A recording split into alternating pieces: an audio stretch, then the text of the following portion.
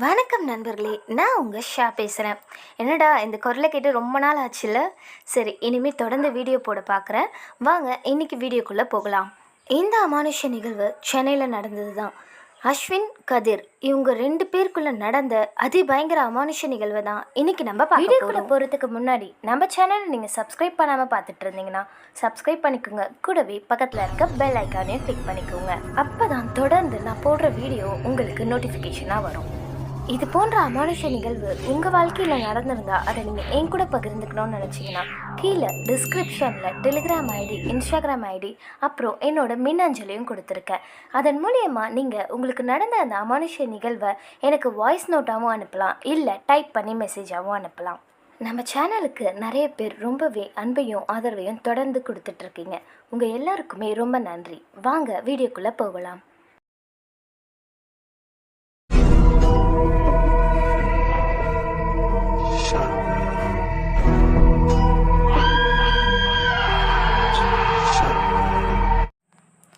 சுபத்ரா கணேசன் தம்பதிகளுக்கு பிறந்த ஒரே மகனான அஸ்வின் வெளிநாட்டில் வேலை பார்த்துட்டு இருந்திருக்காரு. படிப்பை முடித்ததுமே யுஎஸ்ஏல அவருக்கு வேலை கிடைக்க அங்கே போய் அவர் செட்டில் ஆகிட்டார். 5 வருஷமாக அவர் ஊருக்கு வரணும்னு நினைப்பார், ஆனால் வர முடியாமலே இருந்திருக்கு. அஸ்வின் ஒரு பக்கம் வேலை பார்த்துட்டு இருந்தாலும் அவருக்கு பாக்ஸிங்கில் அதிகமான ஆர்வம் இருந்திருக்கு. அங்கே பாக்ஸிங் நடந்தாலே அந்த இடத்துல அஸ்வினும் இருப்பார். அவருக்கு அங்கே ரொம்ப ரொம்ப ஆறுதலாக இருந்தது அவரோட நண்பர் கதிர் மட்டும்தான். கதிருக்கு அம்மா அப்பா கிடையாது. கதிர் ஒரு ஹாஸ்டலில் தங்கி படித்து அதுக்கப்புறமா ஸ்காலர்ஷிப் மூலயமா வெளிநாட்டில் வேலை கிடச்சி இப்போ அஸ்வினோட ஒரே கம்பெனியில் வேலை செஞ்சிட்ருக்காரு. இவருக்கு பாக்ஸிங்கில் ஆர்வம் இருக்குன்றது கதிருக்கு ரொம்பவே நல்லா தெரியும். அடிக்கடி இவங்க 2 பேருமே அங்கே பாக்ஸிங் மேட்ச் எங்கே நடக்குதோ அங்கே போய் பார்த்துட்டு வருவாங்க. ஆனால் கதிருக்கு பாக்ஸிங் மேலே ஆர்வம் கிடையாது. அதுக்கு பதிலாக அவருக்கு இருந்த ஆர்வமே வேறு. கதிர் சின்ன வயசுலேருந்து ரொம்ப தனிமையாக வளர்ந்தவர். அவருக்கு ஆறுதல் அஸ்வின் மட்டும்தான். அஸ்வின் கூட மட்டும்தான் பேசி பழகுவார். அந்த ஆஃபீஸில் எவ்வளோ பேர் இருந்தாலும் எப்பயுமே அஸ்வினை சுற்றி மட்டுமே தான் இவர் இருப்பார். இவருக்கு பிளாக் மேஜிக் மேலே அதிகபூர்வமான நம்பிக்கையும் ஆர்வமும் இருந்திருக்கு. அஸ்வினுக்கு தெரியாமல் ஒரு சில நாட்கள் இவர் தனியாக வெளியே எங்கேயோ போயிட்டு வந்துட்டு இருந்திருக்காரு. இதை கவனித்த அஸ்வினும், என்னடா சில நாளாக நீ எங்கேயோ போகிற வர, ஆனால் என்கிட்ட எதுவுமே சொல்ல மாட்டேற, என்ன விஷயம் அப்படின்னு கேட்டதுக்கு வேலைக்காக அடிஷ்னலாக ஏதோ ஒரு கோர்ஸ் எடுத்து படிச்சுட்டு இருக்கதா போய் சொல்லியிருக்காரு. அந்த கிளாஸ் வாரத்தில் 2 நாள் இருக்கும் அப்படின்னு சொல்லிகிட்ருக்காரு. இதையும் அஸ்வின் நம்பியிருக்காரு. இப்படியே கொஞ்ச நாட்கள் போகுது. கதிர் அந்த பிளாக் மேஜிக்கை முழுசாக கற்றுக்க ஆரம்பிச்சிருக்காரு. அவரோட நடவடிக்கைகள் கொஞ்சம் கொஞ்சமாக மாற ஆரம்பிச்சிருக்கு. அஸ்வின் கிட்டேயே நிறைய பொய் சொல்லிட்டு வெளியே போகிறது. கதிர் நடுராத்திரி வெளியே போக ஆரம்பிச்சிருக்காரு. இதெல்லாம் கவனிக்கிற அஸ்வின் ஒரு நாள் அவர் பின்தொடர்ந்து போயிருக்காரு. இவர் இந்த மாதிரி ஒரு பிளாக் மேஜிக் செய்கிற இடத்துக்கு போகும்போது அஸ்வினும் அவர் பின்னாடியே போயிருக்காரு. இதை பார்த்த அஸ்வினுக்கு ரொம்ப பெரிய அதிர்ச்சி. உடனே இவனை எப்படியாவது இதுலேருந்து தடுத்து நிறுத்தி ஆகணும், இதுலேருந்து வெளியே கொண்டு வரணும்னு அஸ்வின் முடிவெடுக்கிறாரு. அடுத்த நாள் கதிர்கிட்ட அஸ்வின் இதை பற்றி மெதுவாக பேச ஆரம்பிக்கிறாரு. நீ எங்கே போகிற, என்ன பண்ணுறன்றதெல்லாம் நேற்று உன் பின்னாடி நான் ஃபாலோ பண்ணிட்டு வந்து கண்டுபிடிச்சிட்டேன். எதுக்காக நீ இந்த மாதிரி ஒரு விஷயத்துக்குள்ளே நுழையிற? இந்த அமானுஷ்யமான விஷயம்லாம் உனக்கு தேவையா? ஏன் இந்த மாதிரி பண்ணுற அப்படின்னு சொல்லி அஸ்வின் கேட்கவும் கதிருக்கு என்ன பதில் சொல்கிறதுனே தெரியல. ஏதோ சும்மா ஒரு ஆர்வத்தினால போனேன்டா, இனிமே அங்கெல்லாம் போக மாட்டேன். நான் சும்மா என்ன தான் நடக்குது, இதெல்லாம் உண்மையான்னு தெரிஞ்சுக்கிறதுக்காக தான் போனேன், மற்றபடி ஒன்றும் இல்லை அப்படின்னு சொல்லி அஸ்வினை சமாதானப்படுத்தியிருக்காரு. அஸ்வினும், நான் உன்னை நம்புகிறேன்டா, நீ இனிமேல் இந்த மாதிரி இடத்துக்கெல்லாம் போகாத, இந்த மாதிரி விஷயம் உனக்கே ஆபத்தாக முடியும் அப்படின்னு சொல்லி அவருக்கு ஒரு சில அறிவுரைகளை சொல்லியிருக்காரு. இப்படியே கொஞ்ச நாட்கள் போயிட்டே இருக்குது. இதுக்கு நடுவில் அடிக்கடி அஸ்வினோட அப்பாவும் அம்மாவும் நீ சென்னைக்கு வந்துடுறான்னு சொல்லிட்டு அஸ்வினுக்கு தொல்லை கொடுத்துட்டே இருந்திருக்காங்க. ஏன்னா ஒரே பையனை வெளிநாட்டுக்கு வேலைக்கு அனுப்பிச்சிட்டு 5 வருஷமாக பார்க்காம இருக்கிறது ரொம்பவே வேதனையாக இருக்குது. லீவுக்கு கூட நீ வரமாட்ற, நீ அங்கேயே செட்டில் ஆகிடுவியோன்னு பயமாக இருக்குது, நீ வாடா அப்படின்னு சொல்லி அடிக்கடி ஃபோன் பண்ணியிருக்காங்க.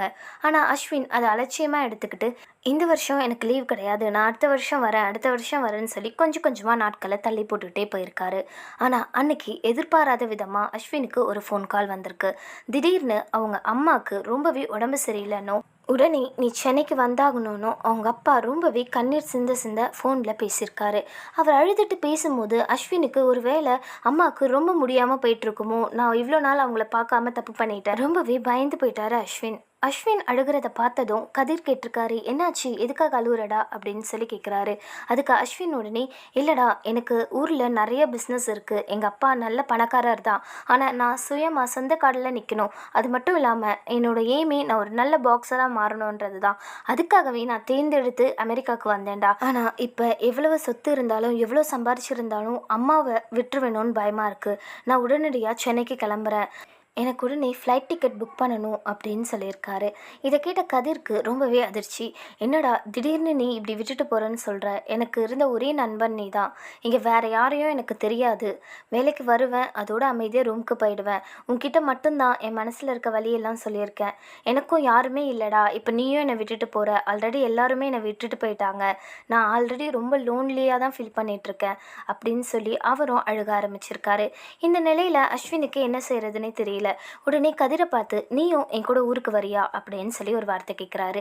கதிருக்கு அது ரொம்பவே ஆறுதலாக இருந்திருக்கு.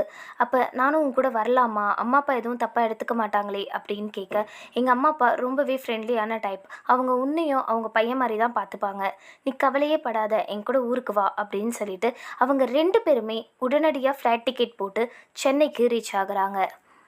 இவங்க 2 பேருமே அஸ்வினோட வீட்டுக்கு போகிறாங்க. அஸ்வினோட அம்மா ரொம்பவே ஆரோக்கியமாக வாசலில் நின்றுட்டு ஆர்த்தியோடு வெயிட் பண்ணிட்டு இருந்திருக்காங்க. இதை பார்த்ததும் அஸ்வினுக்கு ரொம்ப ஷாக் ஆகிடுச்சு. என்ன நீங்கள் இப்படி பொய் சொல்லி வர வச்சுருக்கீங்களா என்னன்னு சொல்லி உடனே கோவப்பட்டிருக்காரு. நீ உள்ள வா, எல்லாமே விவரமாக பேசிக்கலாம் அப்படின்னு சொல்லிட்டு அஸ்வினோட அம்மா ஆர்த்தி எடுத்து கதிரையும் அஸ்வினையும் உள்ளே கூட்டிகிட்டு போகிறாங்க. அஸ்வினோட அம்மாவும் அப்பாவும், எங்களுக்கு வேறு வழி தெரியலடா, நாங்களும் உன்னை பல வருஷமாக கூப்பிட்டுட்ருக்கோம், எனக்கு நீ ஒரே பையன், உண்மையாகவே அடிக்கடி எங்களுக்கு உடம்பு சரியில்லாமல் தான் போகுது, அம்மாவுக்கும் ரொம்ப வயசாகுது, அப்பாவுக்கும் இப்போல்லாம் பிஸ்னஸை கூட கவனிக்க முடியல, அடிக்கடி உடம்பு சரியில்லாமல் போகுது, நம்பிக்கையாக வேறு யாரையும் பிஸ்னஸில் வச்சுக்கவும் முடியல, உனக்கே தெரியும் நம்மளுக்கு எக்கச்சக்க பிஸ்னஸ் இருக்குது, பணத்துக்கு இங்கே பஞ்சமே இல்லை, நீ அமெரிக்காவில் போய் தான் சம்பாரிச்சிட்டு வரணும்னு அவசியமே கிடையாதுடா, இது வரைக்கும் நீ சம்பாரித்து நிறைய சேர்த்து வச்சுட்ட, எங்களுக்கும் நிறைய பணம் அனுப்பியிருக்க, இதுவே நம்மளுக்கு போதும், இனிமையாவது நம்ம ஒத்துமையாக ஒரே இடத்துல வாழலாம், நீ அங்கேயும் நாங்கள் இங்கேயும் எதுக்காக தவிக்கணும், நீயே யோசிச்சு சொல்லு அப்படின்னு சொல்லியிருக்காங்க. அஸ்வினுக்கும் இவங்க பண்ணது தப்பு இல்லைன்னு தோணியிருக்கு. சரிம்மா, நான் முடிஞ்ச அளவு உங்கள் கூட இருக்க ட்ரை பண்ணுறேன், ஆனால் இங்கே எனக்கு எதுவுமே செட் ஆகலைன்னா அதுக்கப்புறமா நான் அமெரிக்கா போயிடுவேன், நீங்களும் என் கூட அங்கே வந்துடணும் அப்படின்னு சொல்லியிருக்காரு. இப்போ அஸ்வினோட அம்மா அப்பாவுக்கு ரொம்பவே சந்தோஷமாக இருந்திருக்கு. இதெல்லாம் பார்க்குற கதிருக்கு ரொம்ப ஆச்சரியம், என்னடா பையன் மேலே உயிரே வச்சுருக்காங்க, இப்படி ஒரு ஃபேமிலி நமக்கு இல்லையேன்னு சொல்லி முதலாக அஸ்வின் மேலே ரொம்ப பொறாமையாக இருந்திருக்கு கதிருக்கு. இப்போ அஸ்வின் கதிரை வீட்டில் இருக்கவங்களுக்கு இன்ட்ரடியூஸ் பண்ணி வைக்கிறாரு. இவன் தாம்மா கதிர், நான் ஃபோனில் சொல்லுவேன் இல்லையா, கதிர்னு சொல்லிட்டு எனக்கு ஒரு ஃப்ரெண்டு இருக்கான்னு, அது இவன் தான், இவனுக்கு யாருமே இல்லைம்மா, அதனால என் கூடவே இருக்கட்டும்னு நான் கூட்டிகிட்டு வந்துட்டேன், நம்ம கம்பெனியை நானும் இவனும் சேர்ந்தே பார்த்துக்குறோம், இனிமேல் இவன் என் கூட தான் இருப்பான் அப்படின்னு சொல்கிறாங்க. அதுக்கு அவங்க அம்மா அப்பாவும் முதல்ல யோசித்தாலும் பரவாயில்ல, ஃப்ரெண்டு தானே சொல்கிற, கூட இருந்துட்டு போட்டும் அப்படின்னு சொல்லி விட்டுடுறாங்க. ஏன்னா பையன் ஊர்லேருந்து வந்ததே பெரிய விஷயம், வந்தவனை உடனடியாக எதுவுமே சொல்லி டார்ச்சர் பண்ணக்கூடாது, அவங்களும் பரவாயில்ல அவன் கூடவே இருக்கட்டும், இவனும் நம்ம பையன் மாதிரி தான் அப்படின்னு சொல்லிடுறாங்க. ஆனால் கதிரால் அவங்களோட குடும்பத்தில் நடக்க போகிற அதிபயங்கர அமானுஷ்யமான விஷயத்த அவங்க எதிர்பார்க்கவே இல்லை. இப்போ நாட்கள் அப்படியே போயிட்டே இருக்குது. கொஞ்சம் கொஞ்சமாக அஸ்வின் பிஸ்னஸ் கற்றுக்கிட்டு பிஸ்னஸ்குள்ளே நுழையிறாரு. இப்போ பிஸ்னஸை கதிரும் அஸ்வினும் சேர்ந்து பார்த்துட்ருக்காங்க. ஆனால் கதிருக்கு கொஞ்சம் கொஞ்சமாக அஸ்வின் மேலே ஒரு வகையான பொறாமை உண்டாகுது. அவங்க அம்மா அப்பா அஸ்வின் மேலே அவ்வளவு பாசத்தை காட்டுறதும், அது மட்டும் இல்லாமல் அவனோட பிஸ்னஸில் அஸ்வினை தான் எல்லாருமே ரொம்ப டாப்பில் வச்சு பேச ஆரம்பிக்கிறாங்க. இதை எல்லாமே இவனுக்கு ரொம்பவே ஈகோவை டச் பண்ணுற மாதிரி இருக்குது.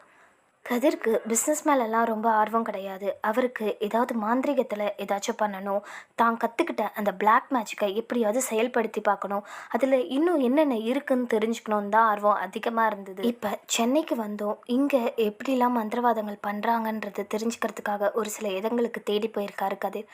அங்கே நடக்கிற ஒரு சில விஷயங்களையும் அவர் கற்றுக்க ஆரம்பிக்கிறாரு. மந்திரவாதத்துக்கு தேவையான ஒரு சில பொருட்களை அவரோட ரூமில் சேகரித்து வைக்க ஆரம்பிக்கிறாரு. இது எதுவுமே அஸ்வினுக்கும் அவங்க குடும்பத்துக்கும் தெரியாது. அஸ்வினும் அவங்க அப்பாவும் ஒரு பிஸ்னஸ் டீல் கைவிட்டு போன காரணத்தினால கதிர்கிட்ட தான் அதோட பொறுப்பை ஒப்படைச்சிருந்திருக்காங்க. கதிர் அதை ரொம்பவே அசால்ட்டாக எடுத்துக்கிட்டு அதில் எந்த ஆர்வமும் காட்டாமல் இருந்ததால தான் அந்த பிஸ்னஸ் டீல் அவங்க கையை விட்டு போயிருக்கு. இதை கேள்விப்பட்டதும் இவங்க 2 பேரும் அவன் மேலே ரொம்பவே கோவமாக இருந்திருக்காங்க. கதிரை கூப்பிட்டு பயங்கரமாக திட்டவும் செஞ்சுருக்காங்க. உன்னை நம்பி ஒரு பொறுப்பை கொடுத்துருந்தோம், ஆனால் நீ இப்படி பண்ணிட்ட அப்படின்னு சொல்லி பயங்கரமாக இலக்காரமாக திட்டவும் இவருக்கு ரொம்பவே கோவம் வந்திருக்கு. கதிர் அவங்கள ரொம்பவே தப்பாக புரிஞ்சுக்கிட்டு இவங்க என்னை ரொம்ப கேவலமாக பேச ஆரம்பிக்கிறாங்க.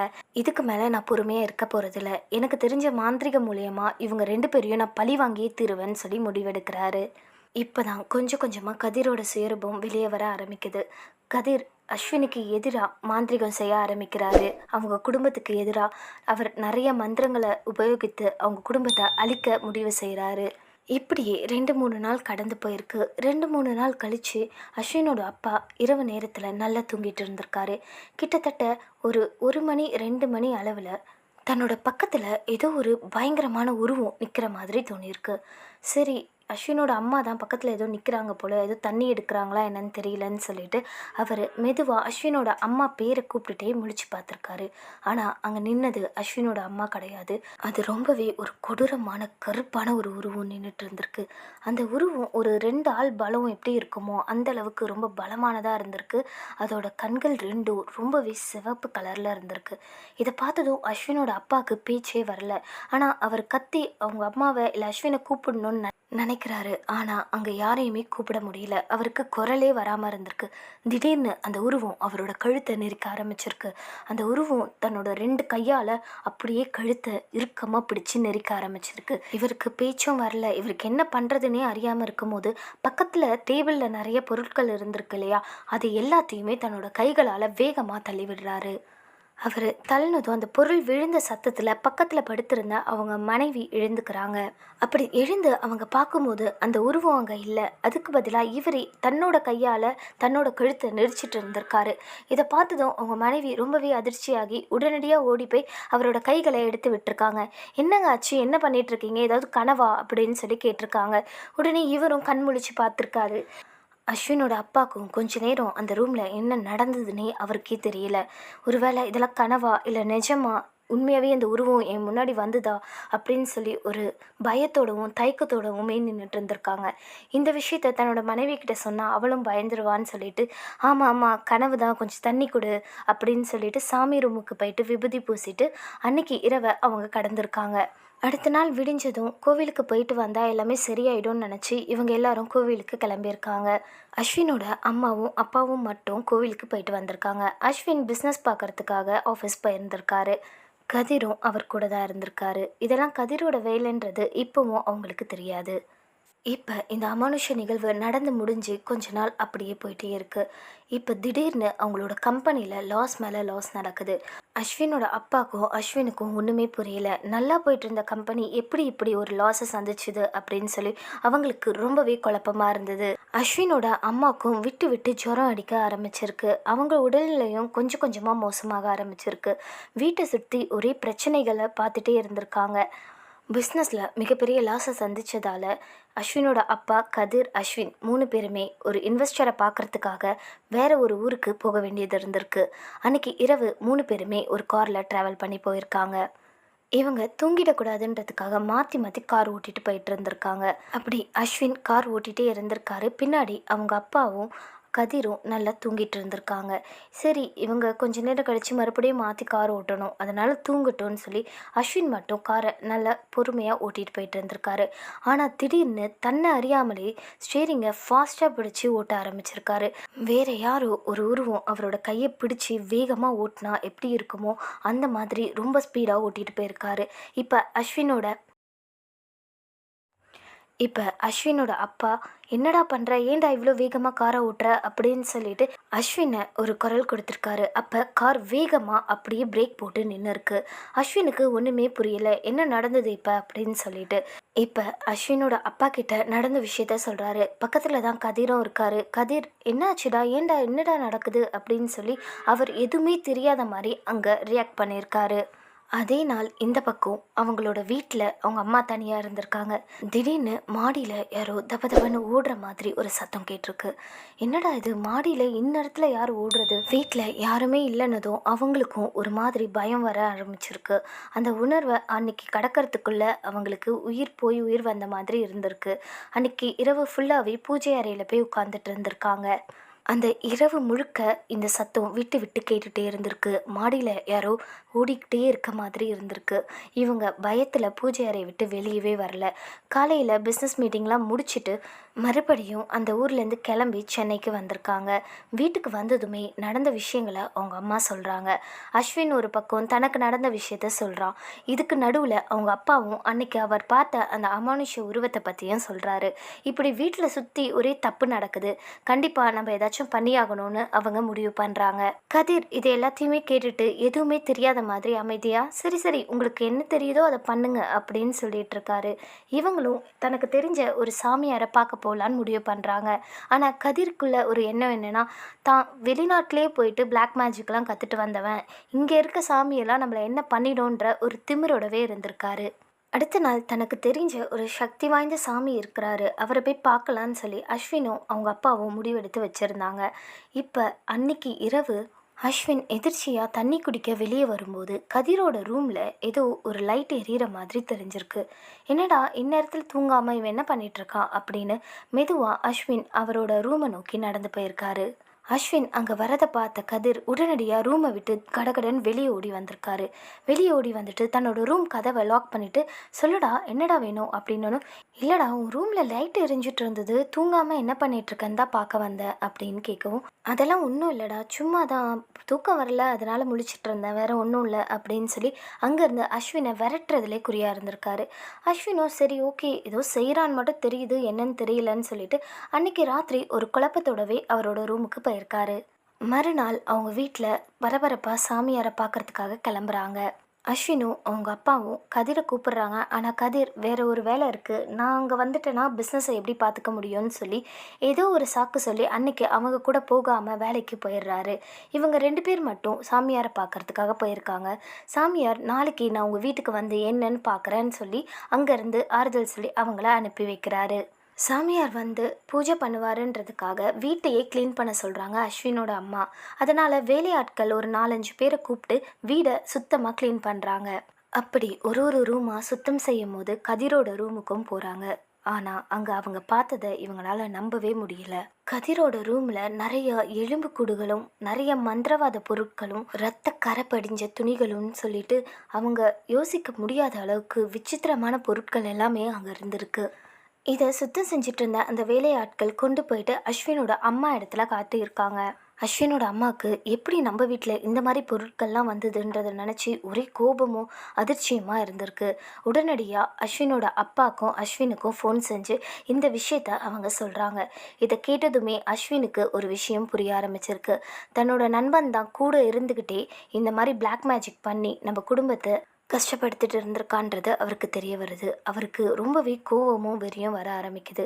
ஆனாலும் அவங்க அப்பா ஒரு விஷயத்த சொல்கிறாரு, இப்போ நீ கோவமாக போய் ஏதாவது செஞ்சனா மறுபடியும் அவன் நம்ம குடும்பத்தை ஏதாவது பண்ண வாய்ப்பு இருக்குது, நாளைக்கு சாமி வரட்டும் நம்ம ஏதாச்சும் இதுக்கு முடிவு பண்ணலாம் அப்படின்னு சொல்லி ஒரு முடிவு எடுக்கிறாங்க.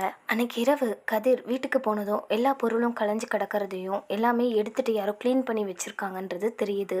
உடனடியாக அவங்க வீட்டில் போயிட்டு இங்கே இருந்த பொருளெல்லாம் யாராச்சும் பார்த்தீங்களா அப்படின்னு சொல்லி கேட்க அவங்க அம்மா தெரியாத மாதிரி, இல்லைப்பா ரூம் க்ளீன் பண்ணாங்க எல்லாத்தையும் அள்ளிட்டு போய் போட்டுட்டாங்க அப்படின்னு சொல்லிட்டு இருக்காங்க. கதிரும் தன்னை பற்றின உண்மை இவங்களுக்கு தெரியலன்னு சொல்லி நிம்மதியாக அன்னைக்கு போய் தூங்கியிருக்கான். அடுத்த நாள் சாமியார் வீட்டுக்கு வந்திருக்காரு. வீட்டுக்கு வந்ததுமே சாமியார்கிட்ட இவங்க நடந்த உண்மைகளை சொல்லியிருக்காங்க. அடுத்த நிமிஷமே கதிரையும் போலீஸில் பிடிச்சி கொடுத்துருக்காங்க. கதிரும் வேறு வழி இல்லாமல் போலீஸ்கிட்ட நடந்த உண்மைகளை அவர் சொல்லியிருக்காரு. சாட்சியோட அவர் மாட்டினதால் இப்போ எதுவுமே அவரால் செய்ய முடியலை. ஆனால் இதனால் அஸ்வினோட குடும்பம் ரொம்பவே பாதிக்கப்பட்டுச்சு. மனசளவுலேயும் அவங்க ரொம்பவே பாதிக்கப்பட்டாங்க. கதிர்கிட்ட ஏன் இப்படி செஞ்ச, நீ வந்து என் பையனோட ஃப்ரெண்டுன்றதை நம்பி தானே உன்னை நான் எங்கள் குடும்பத்தில் ஒருத்தனா உள்ளே சேர்த்தோம், ஆனால் எதுக்காக நீ இவ்வளோ கேவலமாக கீழ்த்தனமாக நடந்துக்கிட்ட அப்படின்னு கேட்கவும், அதுக்கு கதிரும் அஸ்வின் மேலே நீங்கள் எல்லாருமே அதிக பாசமாக இருக்கீங்க, அது எனக்கு சுத்தமாக போக போக பிடிக்காமல் போயிடுச்சு. ஏன்னா எனக்கு அந்த பாசம்லாம் கிடைச்சதே கிடையாது. என் வாழ்க்கையில் நான் ரொம்பவே தனிமையாக மட்டும்தான் இருந்திருக்கேன். அஸ்வினோட அம்மா அப்பாவான நீங்கள் அவன் கூட சேர்ந்த பிறகு அவன் உங்கள் கூட தான் நிறைய டைம் ஸ்பெண்ட் பண்ண ஆரம்பித்தான். உங்கள் கூடவே இருக்கிறது என்னை ரொம்பவே அவாய்ட் பண்ண ஆரம்பித்தான். அப்படிலாம் ஊரில் இருக்கும் போது அவன் கிடையாது, என் கூட தான் இருப்பான், என் கூட தான் பேசுவான், நானும் அவனும் ஒன்றா தான் இருப்போம். ஆனால் இங்கே அவன் என்னை விட்டு ரொம்ப தூரமாக போக ஆரம்பித்தான். போக போக அவன் என்னை திட்டவும் ஆரம்பித்தான். அவன் மேலே ஒரு வகையான பொறாமை எனக்கு வர ஆரம்பிச்சுது. நீங்கள் குடும்பத்தோட சந்தோஷமாக இருக்கக்கூடாதுன்னு தான் நான் இப்படியெல்லாம் செஞ்சேன் அப்படின்னு உண்மையை ஒத்துக்கிறாரு. இப்போ போலீஸும் அவரை அரெஸ்ட் பண்ணிடுறாங்க. அதுக்கப்புறமா அங்கே இப்போ அஸ்வினோட குடும்பத்துக்கு நடந்த எல்லா மந்திரவாத கட்டுகளையும் பெரிய பெரிய பூஜைகள் செஞ்சு சரி செய்கிறாங்க. இப்போ அஸ்வின் அவர் குடும்பத்தோட ரொம்பவே சந்தோஷமாக இருக்கார். கண்டிப்பாக இந்த சம்பவம் அவங்க குடும்பத்தை ரொம்பவே பாதிச்சிருக்கோம் தான். ஏன்னா நம்ம எதிர்க்க நின்று எதிரியாக பேசியிருந்தாலும் அது அவ்வளோவா வலிக்க போகிறதில்ல. ஆனால் கூடவே நின்று முதுகில் குத்தும் போது அதோட வலி ரொம்பவே அதிகமாக இருக்கும். இதில் என்னோட கருத்தை கேட்டால் முடிஞ்ச வரைக்கும் யாருக்கும் எந்த துரோகமும் நினைக்காம இருங்க. ஏன்னா நம்ம ஒருத்தவங்களுக்கு என்ன நினைக்கிறோமோ அது நம்மளுக்கே நடக்க வாய்ப்பு இருக்குது. எப்பயும் சொல்கிறது தான், நல்லதே நினைப்போம், நல்லதையே செய்வோம், நல்லதே நடக்கும்னு சொல்லி நான் இந்த காணொலியை இங்கே முடிக்கிறேன். இந்த அமானுஷ்ய நிகழ்வை நம்ம கூட பகிர்ந்துக்கிட்ட அஸ்வினுக்கு நன்றி சொல்லிக்கிறேன். மீண்டும் இதே போன்ற ஒரு அமானுஷ்ய நிகழ்வில் உங்களை சந்திக்கிற வரைக்கும் உங்களிடமிருந்து விடைபெறுவது உங்கள் ஷா.